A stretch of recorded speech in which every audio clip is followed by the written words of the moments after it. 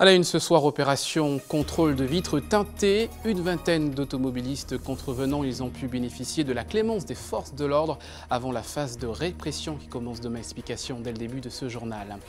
Compte incessaire, manque de démocratie et de transparence, les mots durs de PMN contre l'exécutif de la CTM. Lors d'une conférence de presse ce matin, vous entendrez Johnny Ajar. Miami, République dominicaine, Hexagone, quelles sont les destinations préférées des Martiniquais pour les grandes vacances? Nous avons mené l'enquête, le reportage en milieu de votre journal. Et puis la présentation des 10 prétendantes au titre de Miss Martinique. Le casting a été dévoilé cet après-midi en présence de Miss France et de Sylvie Tellier. Reportage à suivre en fin d'édition. Voilà pour les titres. Bonsoir à tous et merci de nous suivre, notamment en direct sur notre page Facebook. On commence avec cette information ATV Martinique. Ismaël Némorin rentre chez lui ce vendredi. Ce jeune Vauclinois disparu en mer pendant 24 jours est retrouvé par un bateau de croisière.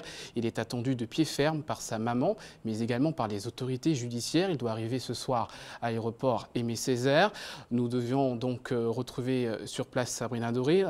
Nous avons quelques petits soucis technique, mais je propose d'écouter la réaction du procureur de la République qui nous a confirmé ce matin qu'une enquête d'abord pour disparition inquiétante, mais ensuite pour recherche de cadavres a été ouverte. Un juge d'instruction a été nommé et Ismaël Némorin devrait être entendu très rapidement par les autorités.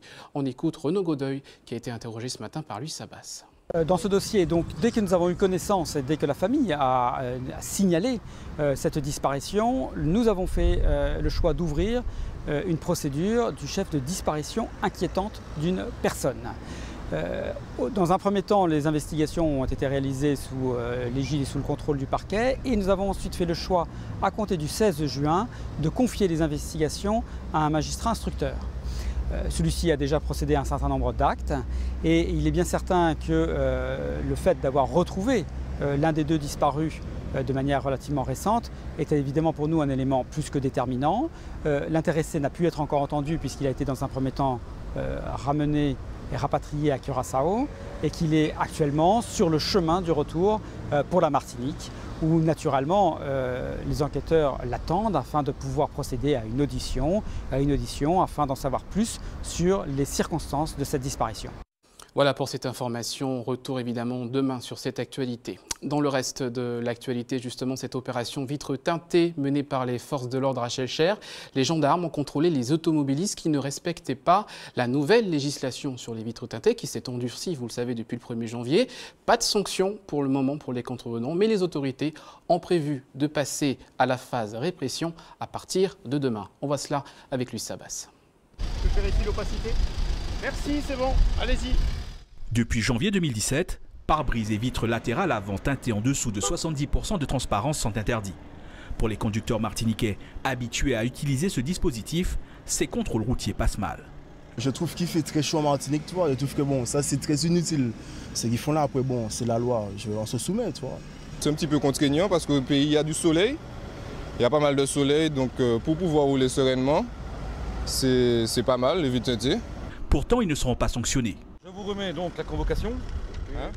Ils disposent de 15 jours pour se mettre en règle, car ce vendredi, il s'agissait du dernier jour de sensibilisation. À partir de demain, les procès-verbaux seront réellement établis sur les routes de l'île.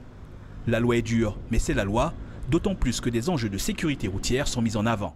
Les vitres teintées peuvent être la cause d'accidents. Les vitres teintées, c'est souvent la capacité à prendre le contact visuel avec l'automobiliste. Et quand les vitres sont teintées, eh bien, ce contact n'est pas possible. Donc petite cause, grande conséquence. Vous savez qu'aujourd'hui, nous déplorons pour ce qui est de la zone gendarmerie 13 décédés, ce qui est un très mauvais chiffre par rapport à l'an dernier. Et parmi ces 13 décédés, 5 ne portaient pas la ceinture. Et bien sûr, on est avec des vitres teintées, on a tendance un petit peu à se cacher derrière ces vitres et à ne pas forcément respecter les règles du code de la route. D'une façon plus large, le décret qui réglemente à 70% le taux de transmission de lumière visible contribue aussi à la lutte contre la criminalité. Trop souvent, les auteurs d'infractions particulièrement graves ou les auteurs ou les participants à des trafics de quelque nature que ce soit font usage de ces véhicules-là et ce qui leur permet ainsi de s'affranchir des contrôles de police et de gendarmerie qui peuvent être réalisés. 35 infractions de ce genre ont été constatées lors de cette opération. Et à partir de demain, les contrevenants s'exposent à une contravention de 4e classe, en l'occurrence à une amende de 135 € et à 3 points de permis en moins.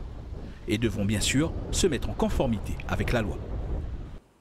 En bref, le prix des carburants à compter du 1er juillet, vous le voyez à l'image, moins 2 centimes pour le sans-plan, moins 4 centimes pour le gazoil, le sans-plan qui est maintenant à 1,34 € et le gazoil routier à 1,08 €. La bouteille de gaz perd donc 59 centimes et donc est à 20,76 €. Voilà pour cette bonne nouvelle qui viendra sûrement alléger la facture des ménages. La politique avec cette conférence de presse ce matin de l'Alliance Ensemble pour une Martinique nouvelle pour critiquer sévèrement l'exécutif de la CTM. Un manque de démocratie et de transparence dans l'Assemblée, des comptes non sincères. Johnny Ajar, élu EPNM, fait également état de manque d'organisation et de projet de la majorité. On l'écoute, il s'exprime au micro de Louis Sabas. Les corrections de la Chambre régionale des comptes n'ont pas été intégrées dans le compte administratif 2016. Donc cela signifie que, au contraire, ils ont intégré un présumé déficit de moins 23 millions, d'accord, alors que les corrections disent que non seulement il y a un excédent de plus un demi-million d'euros, mais ils ont oublié de rattacher plus de 83 millions d'euros de recettes en 2015, ce qui fait que les comptes administratifs, notamment celui de 2016, n'est pas sincère parce qu'il n'intègre pas les corrections de la Chambre régionale des comptes. Maintenant, la situation est beaucoup plus grave. Il y a vraiment une manipulation parce qu'il y a un gros stock d'argent, je vous l'ai démontré, preuve à l'appui, je tiens à le dire, plus de 147 millions d'euros de stock en réserve d'argent en recettes certaines. D'accord? Quand on regarde tout ce qui a à payer et tout ce qui doit rentrer. Le chef de file au nom du groupe a écrit au préfet qui a été saisi pour demander justement, que soit appliquée la décision des corrections de la Chambre régionale des comptes. D'accord? Et le chef de file a également saisi la Chambre régionale des comptes, qui est la juridiction qu'il faut saisir dans ce type de situation-là, qui a la compétence et les prérogatives, pour justement qu'elle se préoccupe, du contrôle et de la garantie de cette intégration, et puis de la transparence aujourd'hui des comptes. En bref, le décès de Simone Veil, la femme politique française qui a porté le projet de loi sur l'interruption volontaire de grossesse, est décédée ce matin à l'âge de 89 ans, survivante des camps nazis, membre de l'Académie française. L'annonce de sa disparition a provoqué de nombreuses réactions au niveau national comme en Martinique. Par exemple, l'Union des femmes salue ce soir la femme de combat et de conviction. L'Union des femmes de Martinique, justement, qui a gagné son procès contre le colonel Bellamy, ce haut gradé de la gendarmerie. Il avait poursuivi l'association pour atteinte à la vie privée et présomption de l'innocence dans une affaire de violence conjugale. Condamnée en première instance, l'Union des femmes de Martinique a finalement eu gain de cause en appel. Décision annoncée hier par la Cour de Fort-de-France, le colonel Bellamy, qui doit verser 3 000 € à l'Union des femmes de Martinique. Venons-en au focus de cette édition. Demain, c'est le 1er juillet et bientôt le coup d'envoi des grandes vacances. Nous avons souhaité ce soir savoir où vont les Martiniquais. Eh bien, selon les agences de voyage, l'Hexagone et la République dominicaine, l'une pour voir la famille et l'autre pour son prix. Reportage avec Anaïs Gall et Guy Raphaël René. On est sous les eaux. Donc je vois avec ma responsable et je vous rappelle. Pas une minute de répit pour ces conseillères en voyage. À la veille des grandes vacances, les appels se multiplient. Les Martiniquais sont nombreux à préparer leur séjour. Et la destination la plus prisée reste l'Hexagone.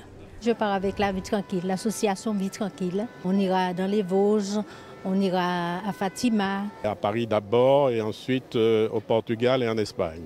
Je vais voir mes enfants, mes petits-enfants. Voilà. Donc en métropole? Oui, en métropole. Je vais sur Limoges.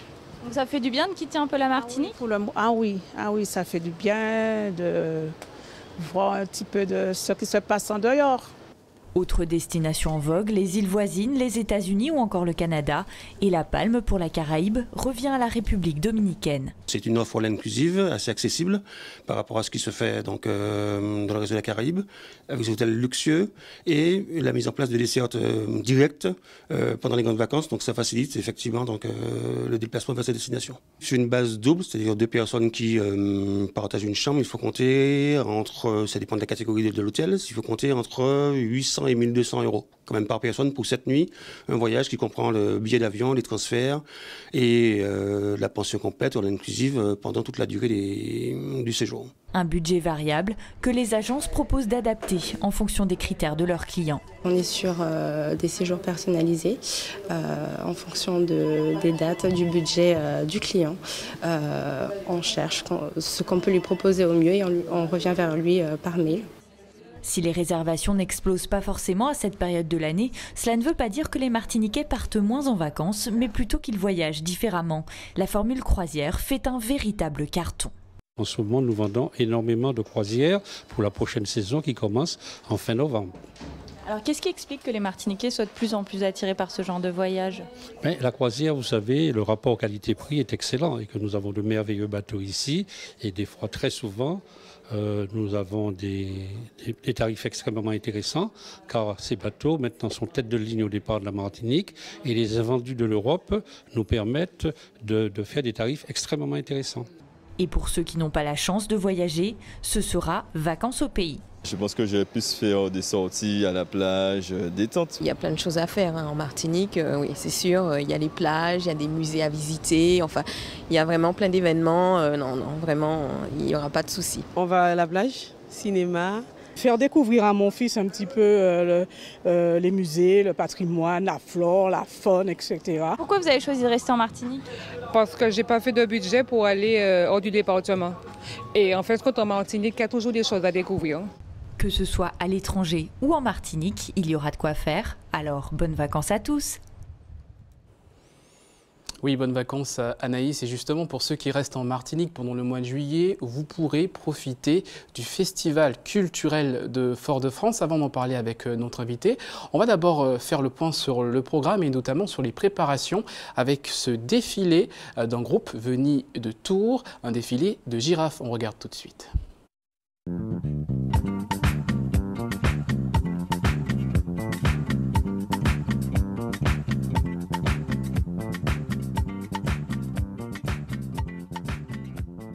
Ça remonte à très loin, les girafes, c'est quelque chose, c'est un animal qui m'a toujours fasciné depuis que je suis enfant, de par leur mouvement dans toute leur amplitude, de par leur façon de marcher sur la lune au ralenti, j'ai toujours été fasciné.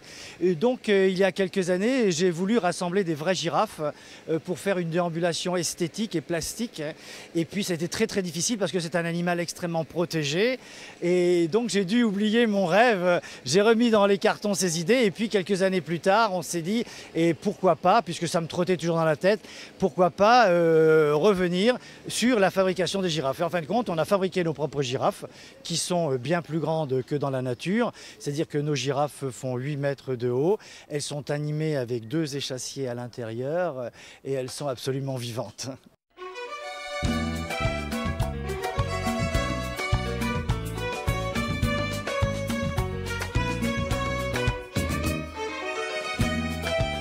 Elles sont fabriquées dans nos ateliers à la compagnie et il y a tout un squelette de métal pour la tête, recouvert de tissu rouge et voilà, et quelques petites plumes pour les cornes. Et après on les installe, des fois il faut les... C'est en fil de fer donc c'est très mouvant, très mobile, donc on les forme une fois sur place. Quand on les monte après on leur donne une forme.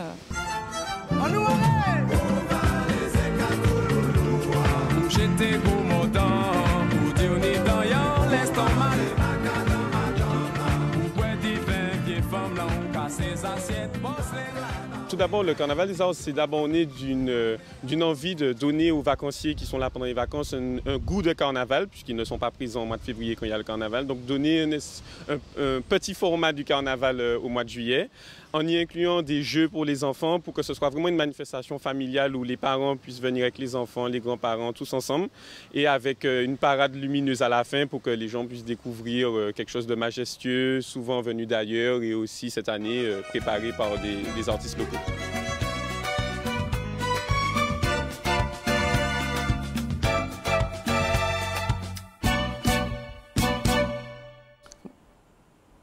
Voilà pour ces images signées Anaïs Gall et Guy Raphaël Redé pour ce groupe Tourangeais qui sera dans les rues de Fort-de-France dimanche. Bonsoir Didier Laguerre. Bonsoir.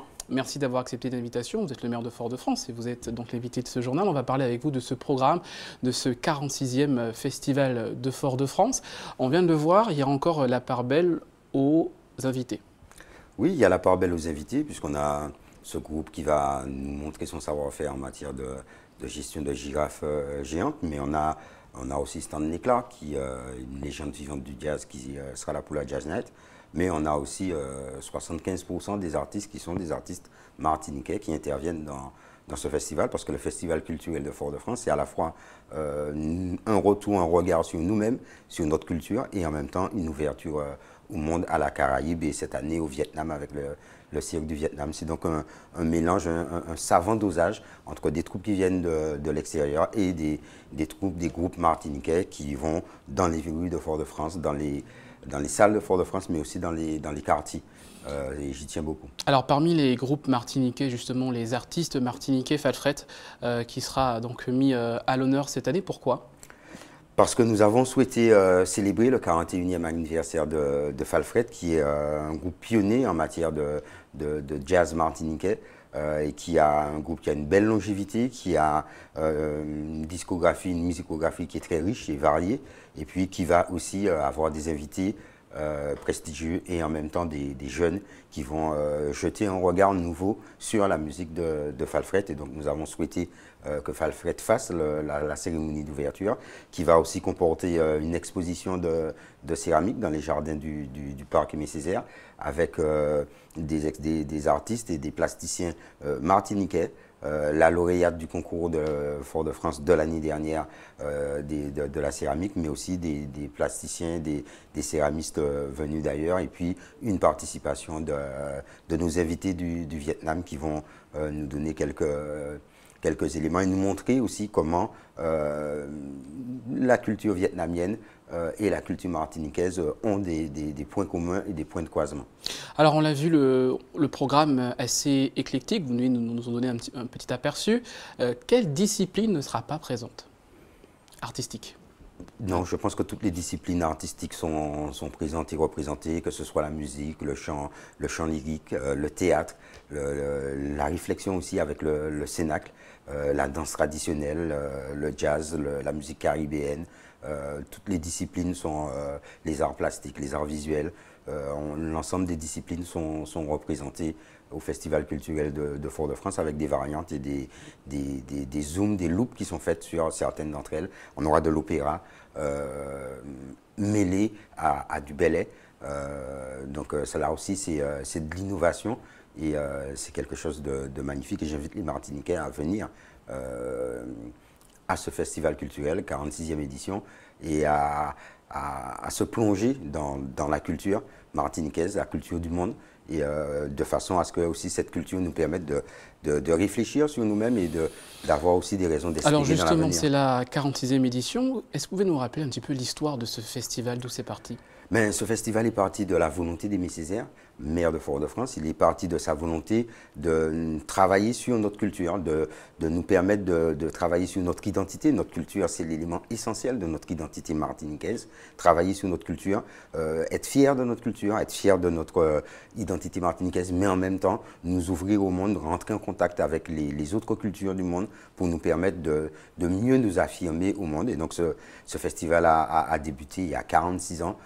Au départ, c'était, on va dire, un petit festival, c'était un grand pari pour la ville de Fort-de-France, porté par Aimé Césaire, qui a pris racine, qui s'est ancré. Et comment justement il a pu évoluer financièrement au fil des années? Est-ce qu'il a pris plus d'ampleur aujourd'hui? C'est vrai qu'on a un grand moment dans l'année où justement on peut fêter la culture et proposer aux Martiniquais de se rendre à Fort-de-France et d'avoir toutes ces activités. Ça a un coût. Oui. Est-ce qu'il ne faudrait pas mieux répartir un peu ce coût sur toute l'année pour faire de petits rendez-vous? Faire de petits rendez-vous, c'est déjà ce que nous faisons. La politique culturelle de Fort-de-France ne se résume pas au festival culturel. Aimé Césaire crée le festival culturel, mais il crée aussi le CERMAC qui nous permet pendant toute l'année d'apprendre différentes formes artistiques, différentes formes culturelles, de mettre la culture à la portée de chacun. On parlait de quoi avec des tarifs qui sont très modiques. est ouvert sur l'ensemble des Martiniquais, pas réservé exclusivement aux Foyalais. Nous avons régulièrement, nous avons une saison théâtrale qui s'étend sur l'ensemble de l'année. Nous avons les ateliers du CERMAC. Donc vous avez les moyens encore aujourd'hui pour porter cette politique culturelle extrêmement ambitieuse. La ville de Fort-de-France se donne les moyens de porter cette politique culturelle. C'est un choix politique qui est fait, de mettre des moyens sur l'éducation, de mettre des moyens sur la culture, parce que ce sont deux piliers essentiels de l'évolution d'une société. Ce sont deux piliers qui nous permettent, à nous Martiniquais, d'affronter les difficultés du monde. Alors pour terminer, vous le répétez beaucoup depuis le début de cette interview, culture essentielle, qu'est-ce que cela veut dire exactement ? Ben, ça veut dire que nous devons nous rappeler que la culture est essentielle à l'homme. La culture est essentielle aux Martiniquais pour lui permettre de s'assumer en tant que Martiniquais. Que la culture, c'est aussi ce qui nous permet de magnifier le monde et qui nous permet aussi de rentrer en contact, en dialogue avec le monde. C'est un élément essentiel de la constitution d'une société, en l'occurrence la société martiniquaise. Merci beaucoup Didier Laguerre, maire de Fort-de-France. Nous avez présenté en grande ligne le 46e festival culturel de Fort-de-France. Culture essentielle, c'est donc le thème de ce festival qui se déroule comme d'habitude tout au long du mois de juillet. Merci beaucoup. Merci à vous. Restez avec nous à suivre dans votre journal l'actualité des régions. Nous irons en Guyane où le lycée agricole est en cessation de paiement. L'établissement a été bloqué ce matin. Et puis en Guadeloupe, un projet d'usine de biogaz pour produire de l'électricité à base de déchets. Enfin, votre dernier JT des communes de la saison avec Bernard Londas, ancien coureur du Tour, reconverti dans le recyclage de vélos, évidemment. Conseil d'administration houleux au lycée agricole de Matiti en Guyane. L'établissement est en cessation de paiement avec des difficultés financières qui seraient dues au non-versement de plusieurs subventions. Ce matin, l'accès au site était bloqué. On fait le point avec nos confrères d'ATV Guyane. Les portes sont dorénavant closes. Personne ne quitte le lycée avant des réponses concrètes. À quelques jours de la fin de l'année scolaire, plus de 40 enseignants de la structure d'enseignement agricole ne seront pas payés. Le personnel fait face à une absence de dotation à hauteur de plus de 600 000 €. On a des soucis, des demandes de paiement qui datent depuis 2015. Sur une année, il faut compter à peu près un minimal les 500 000 € pour qu'on puisse tenir l'année. Après un boycott du conseil d'administration par les enseignants, un échange avec la CTG et la direction de l'alimentation et de l'agriculture et de la forêt, il est question d'expliquer les retards de paiement qui mettent en péril l'avenir de l'établissement, point par point. Le groupe scolaire agricole aujourd'hui ne possède plus de trésorerie. Impossible pour eux donc de faire avance des frais. C'est un établissement qui, pour la plupart, fonctionne avec des fonds européens. Le principe du fonds européen, c'est j'avance et je suis remboursée après. Donc, certainement que la demande est faite depuis 2015, mais bon, les choses prennent du temps. Il est vrai que l'État, de ce côté-là, doit aussi améliorer son fonctionnement. C'est un fonctionnement qu'on ne retrouve pas du tout dans le cadre du privé, par exemple. Si certaines de ces dotations devraient arriver dans les prochaines semaines, il reste à trouver une solution pour les besoins urgents. On espère que le CA pourra se tenir bientôt pour autoriser la chef d'établissement à pouvoir recourir à ces dispositifs de fonds de préfinancement qui font que quand on a une subvention européenne qui est déjà décidée mais qu'elle est en attente, l'État prête à des taux qui sont préférentiels sous forme de ces fonds la trésorerie pour permettre de fonctionner en attendant les paiements. Après ce moment d'échange et les quelques réponses apportées, le personnel reste malgré tout dubitatif. On attend des faits concrets, donc des classes Algeco minimum pour fin août, qui est fonctionnel, avec des chaises, des tables, des manuels. S'il n'y a rien, fin août, l'établissement restera fermé, il n'y aura pas de rentrée. Une réunion est prévue le 18 juillet. Là se décidera l'avenir du lycée agricole et de ses composantes pour la prochaine rentrée scolaire. En Guadeloupe, c'est un projet qui doit voir le jour d'ici septembre, une usine à gaz très utile puisqu'elle permettra de produire de l'électricité à partir de déchets organiques. On voit cela avec Nathalie Dylan, Patrick Curie et Moïse Dexter. Le projet d'électricité verte en Guadeloupe voit enfin le jour. Le CIVAD a dévoilé son unité de valorisation énergétique du biogaz, ce combustible à fort potentiel qui, une fois capturé, est transformé en chaleur et en électricité. C'est une usine qu'on a essayé de créer pour essayer de valoriser le biogaz. C'est quoi le biogaz? C'est le déchet produit par les déchets. Et donc ce biogaz, on le brûlait. On a aujourd'hui en haut 180 poste pour brûler le biogaz. Okay, et donc, on perd de l'argent, on perd quand même pas mal de choses. Donc, nous avons jugé utile, il y a un intérêt profond pour nous de recueillir ce biogaz, de le transformer en électricité et de vendre cette électricité à EDF. Un partenariat CIVAD-EDF qui sera finalisé à travers une convention. Cette usine s'inscrit totalement dans une démarche de développement durable. Grâce à cette usine, 18 000 MW par an seront envoyés sur le réseau électrique local. On utilise la technologie des moteurs à combustion. Donc on a un gaz issu de la dégradation des déchets que l'on capte dans le massif de déchets. Ce gaz est riche en méthane, donc a un pouvoir énergétique relativement élevé.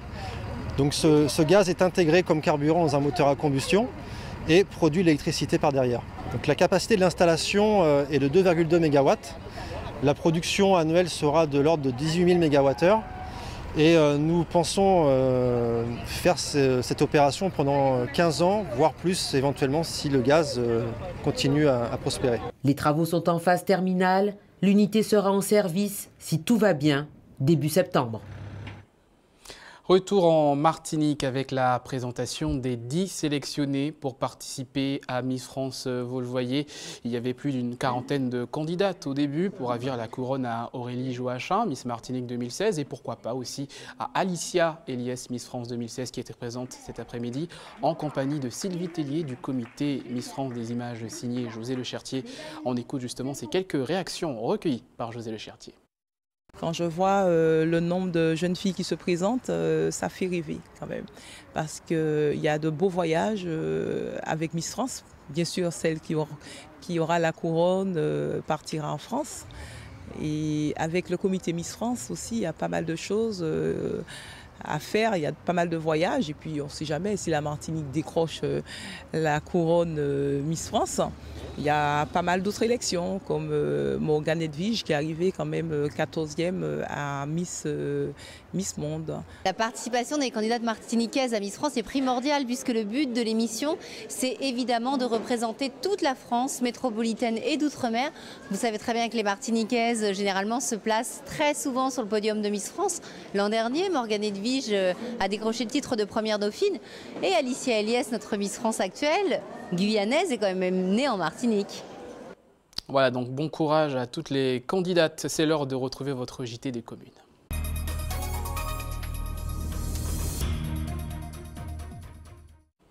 Le JT des communes, et c'est déjà le dernier JT des communes de la saison pour Hubert Bornil. Et pour cette dernière, il nous signe une rencontre avec un passionné de vélo qui a du mal à lâcher le guidon. Il n'est plus dans le peloton du Tour, mais travaille plutôt au recyclage de vélos pour faire du neuf avec du vieux. Un reportage mis en image avec Anaïs Gall. Vous voyez, en ce moment même, nous découvrons ensemble le fameux jardin à vélo de Bernard Londas.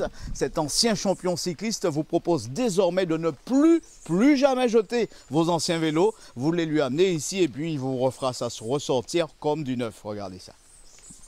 Paisiblement installé dans son petit atelier qu'il a monté entièrement avec des produits recyclés, Bernard Londas passe la majeure partie de son temps avec les vélos.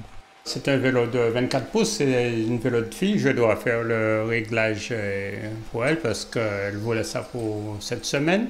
Et c'est par amour de la petite reine que l'ancien cycliste a choisi ce métier, réparateur de vélos. Depuis j'ai quitté le cyclisme, après j'étais dans le BTP et puis finalement je me suis converti dans la réparation de vélos. Ainsi, depuis de longues années, il reçoit son public, le conseille, le dépanne, jusqu'à cette nouvelle prestation qu'il vient de lancer, le recyclage. Ce sont des jantes qui étaient déjà montées sur les vélos. On trouve un vélo à la poubelle, on change carrément les 4 câbles et puis le vélo est en état de marche. Sa clientèle lui vient de toutes les communes de l'île. Bernard, qui se fait un réel devoir de satisfaire son public, y compris les jeunes qu'il aime encourager. Je rencontre beaucoup de familles qui viennent réparer leur vélo. Donc je vois l'enfant, je dis bon, il faut changer carrément le cadre. Et comme j'ai beaucoup, il me donne le feu vert de changer sans me poser des questions. Le message est on ne peut plus clair. Avant de penser à jeter vos vieux vélos qui n'ont plus d'utilité pour vous, dites-vous qu'il y a quelqu'un qui saura s'en occuper. Bernard, super affaire, en tout cas, là tu me répares ça, et puis je serai déjà prêt pour le tour cycliste coup de chaîne qui est tombé. Chaîne qui est tombée. Voilà, et puis n'oubliez pas, hein, emmenez vos vélos. Emmenez les vélos, pas oublier, manquez pas un bon travail basop, et puis nous que ouais. Oui, coup sûr, on va croiser Hubert Bornil sur l'un de ses vélos lors du Tour cycliste qui commence donc le mois de juillet. Merci à Hubert Bornil et à toute son équipe. Demain, vous retrouverez le dernier journal des communes, grand format, celui du samedi. Restez avec nous, à suivre Entier PA avec Régine Germani. À tout de suite.